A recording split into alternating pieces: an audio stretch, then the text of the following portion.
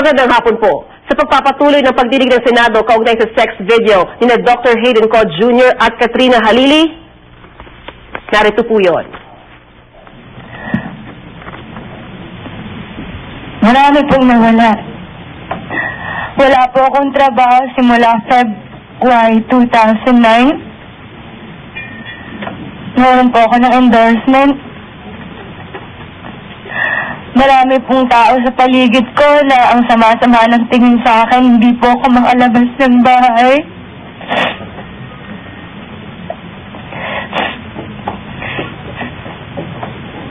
Pag meron po akong taong nakikita, iniisip ko kung napanood yung video ko. Sobrang sakit, sobrang galit kung bakit po nagawa nung hayop na to yun sa akin.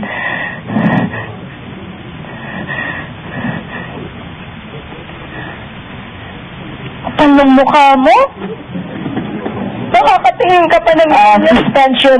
Foul language is not allowed, please. I would like to Attorney, pwedeng i-cool off lang ng konti, ha? This is stricken off the record.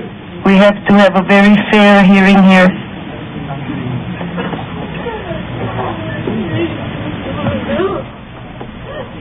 Naging emosyonal nga po, actress, at hindi napigilang pagsalitaan si Ko dahil sa mga umunoy na sinungalingan nito.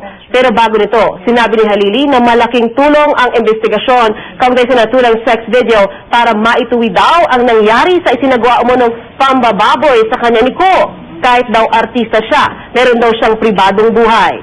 Dangal na raw ng kanyang pamilya ang pinag-uusapan sa gitna ng kontrobersya. Sinabi rin ni Halili na minahal raw niya si Ko. Iginit din ni Halili na siya ang biktima sa nangyayari ngayon. Habang nagsasalita si Katrina, nakatungo naman at nakapikit ang mga mata ni Ko. Pagkatapos ng kanyang bahayag, nagsalita si Ko.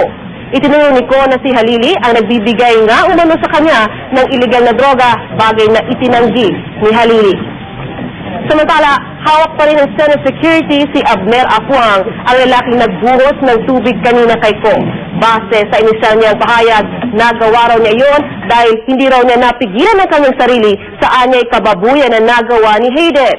Napag-alaman ng mga otoridad na si Apuang ay isang dating pulis. Ang pagdinig ng Senado kaugnay sa sex video ni Ko at Halili ay maaari pong mapanood ng live streaming sa gmanews.tv.